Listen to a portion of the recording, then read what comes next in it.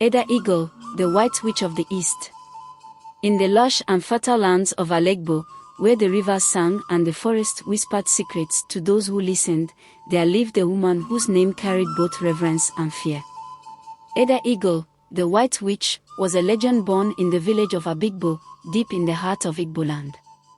Her story was one of power, love, betrayal, and destiny. Eda Eagle was born into a family of great wealth and influence. Her father, Enz, was a prosperous trader whose caravans carried goods from the east to the farthest lands. Her mother, Lolo Ifeoma, was a gifted healer known for her knowledge of herbs and roots.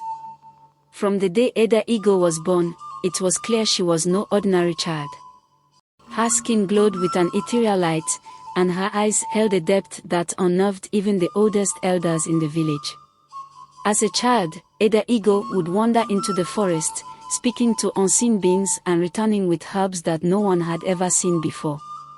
She could predict when rain would fall or when a storm would strike, and her touch seemed to heal wounds faster than any concoction her mother could make. While her family loved her, the villagers began to regard her with a mix of awe and suspicion. One fateful night, when Eda Eagle was 16, she ventured deep into the forest. Drawn by a haunting melody, she found herself in a sacred grove, where a glowing figure awaited her. It was Ani, the goddess of the earth, who revealed to Eda Eagle her true purpose.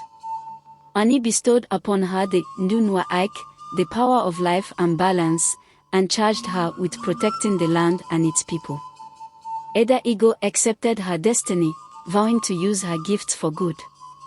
Over the years, Eda Eagle became a guardian of the village. She healed the sick, brought rain during droughts, and mediated between warring clans. The people began to call her Nwani Nwe, the woman of the spirits. But not everyone celebrated her.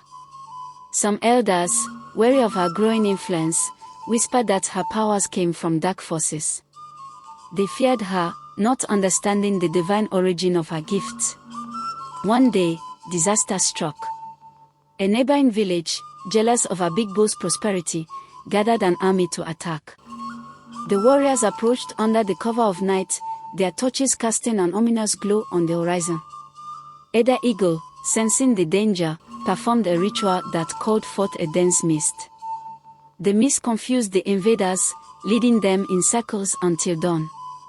When the sun rose, they found themselves miles away from Abigbo, exhausted and defeated. The villagers rejoiced, hailing Eda Eagle as their savior. But the council of elders grew more afraid. They accused her of drawing the attack upon the village with her powers and claimed that she was a witch who consorted with spirits. They demanded that she renounce her gifts or leave Abigbo forever. Heartbroken by their betrayal, Eda Eagle refused to give up the gifts Oni had entrusted to her. She warned the elders that rejecting her would bring suffering to the village, but their fear blinded them. They banished her from Abigbo, forbidding her to ever return. Eda Eagle disappeared into the sacred grove where she had first met Oni.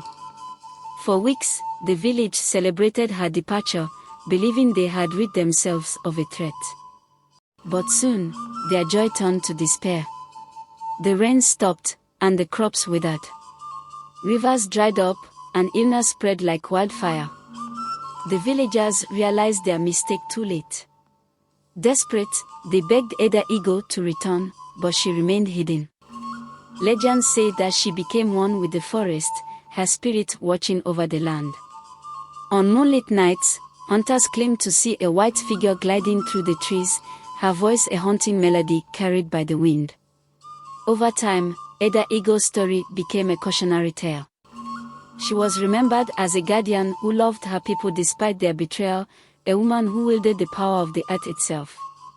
Her name was spoken with both reverence and regret, Eda Eagle, the White Witch of the East, who walked the line between the mortal and the divine. In Alegbo, her legend lives on, a reminder of the delicate balance between fear and faith, and the cost of rejecting what one does not understand.